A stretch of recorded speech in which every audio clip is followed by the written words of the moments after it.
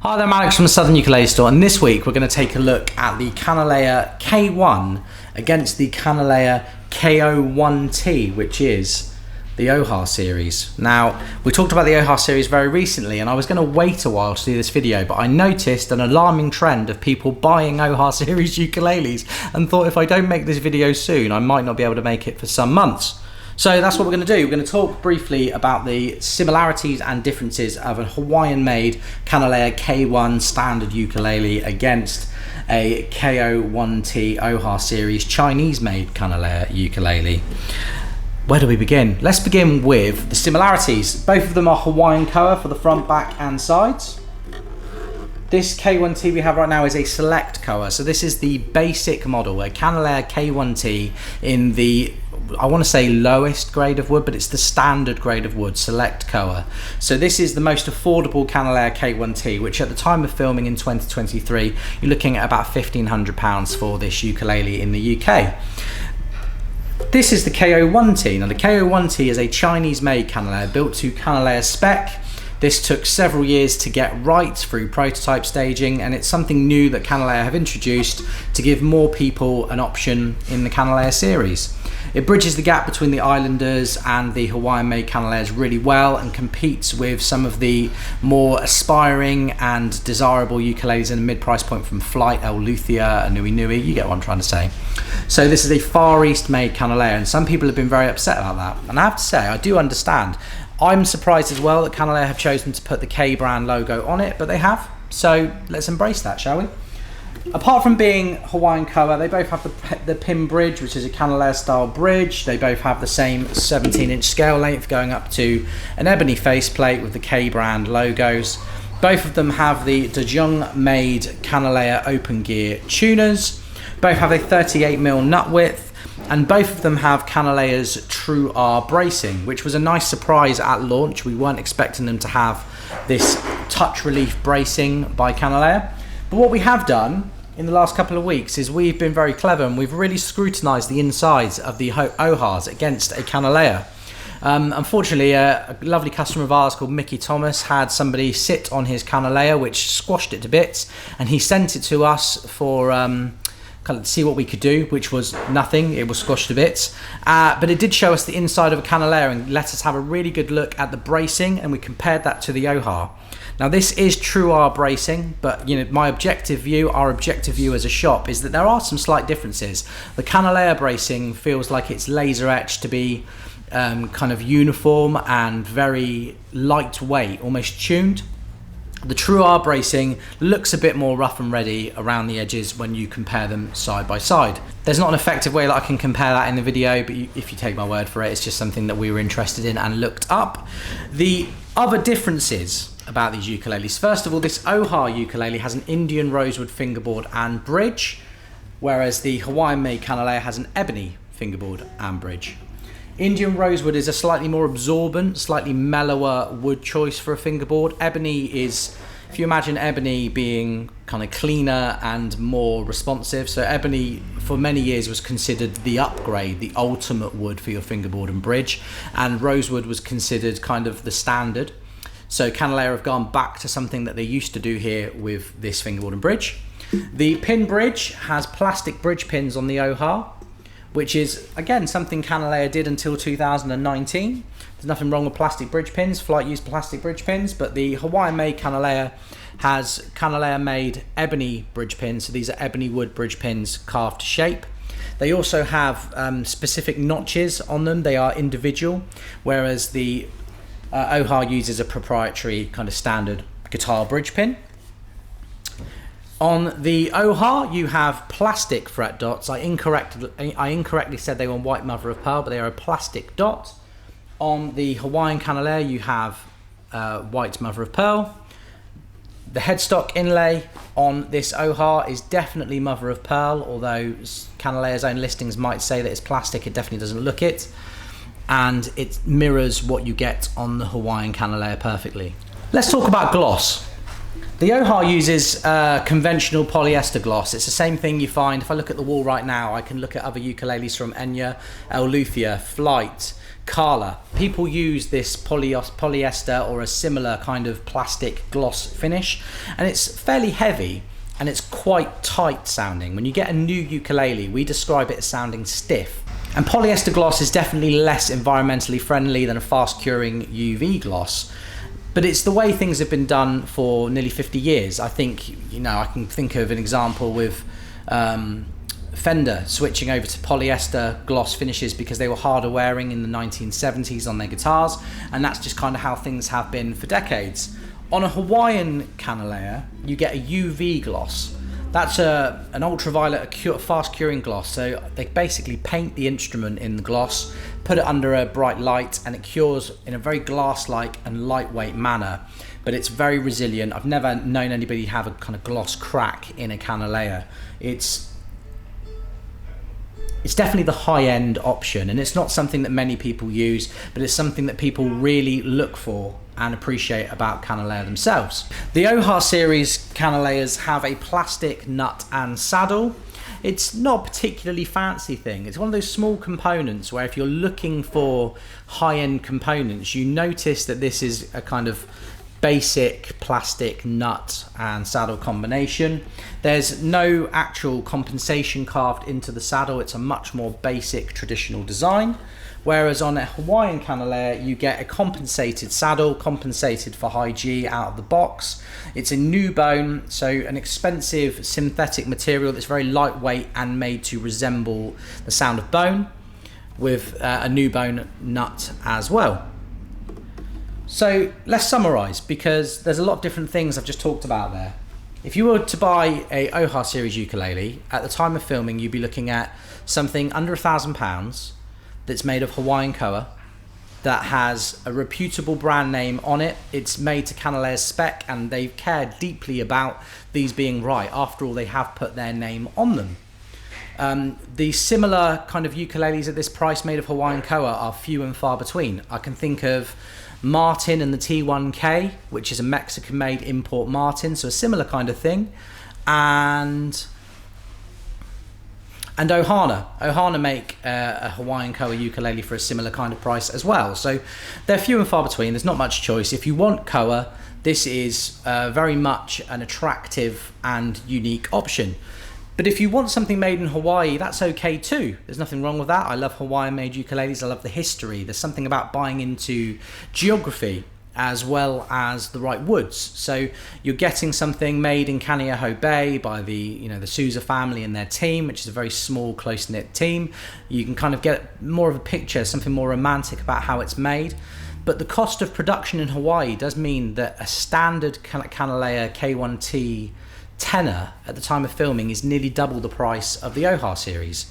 So hopefully you can see why Kanile'a have gone for the OHA series. It's to get more people playing Kanile'a ukuleles, and I imagine the idea behind it, and I like to think the idea behind it, is that over the coming years, Kanile'a will put more focus on the high-end Hawaiian custom shop ukuleles. That's definitely innovation and excitement is where Kanile'a put a lot of their resources now. But there will still be a larger playing contingent playing Kanile'a ukuleles at the more affordable end.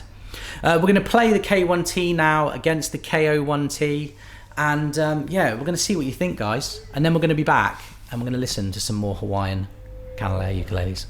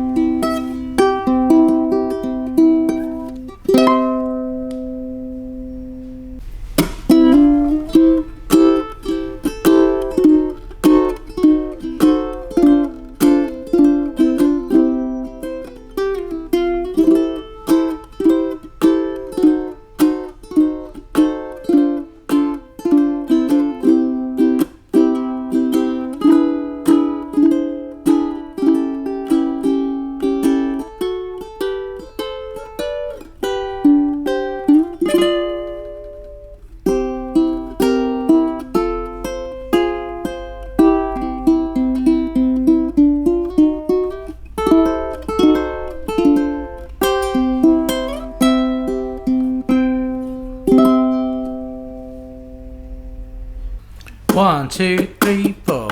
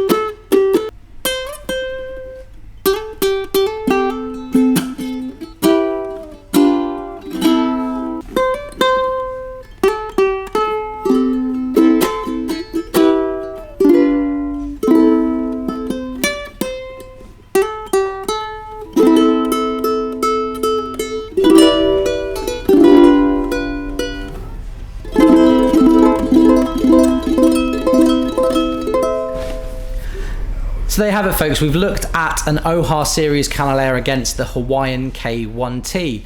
A few of you have asked for sound samples of ukuleles that came on the most recent Kanile'a delivery. I'm running a bit short on time this week, but I really want to show them off to you. So we're going to play some sound samples for them back to back for you now, and there will be links in the description if you want to learn more about these ukuleles. Thank you so much for watching. I will see you next week. A K1T5, select koa, but look at this, there's nothing select about this koa. This is a 5-string, which for those that don't know, mean it has a high G and low G put really close together. Some of you will have never seen these before, so obviously you should be playing it that way, so when you strum you get the effect. I have to play this way, but ignore that. They sound fantastic.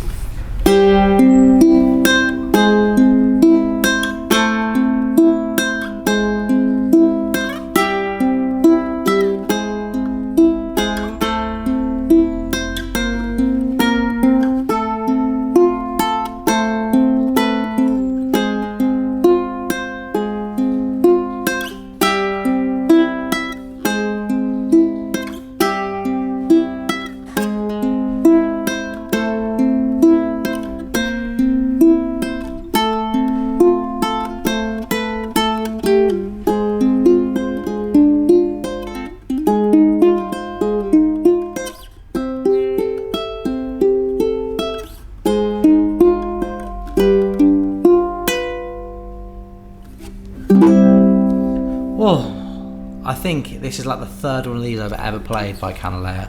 It's such a beautiful ukulele. If you play with a kind of drone note as well, you get so much out of it.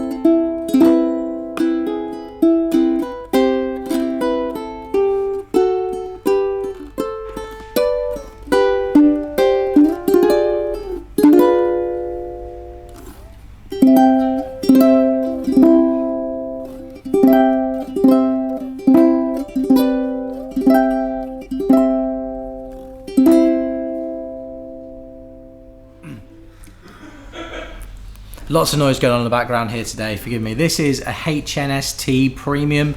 It's 25th anniversary model. It's actually made in July 2023. Serial number is 27417. It's a beaut. The HNS-T has this lovely turtle inlay, premium Hawaiian koa with front tortoiseshell binding. You also have an abalone K on the headstock. Ooh, look at that. With gold hardware. Forgot to mention that too. And gold dots.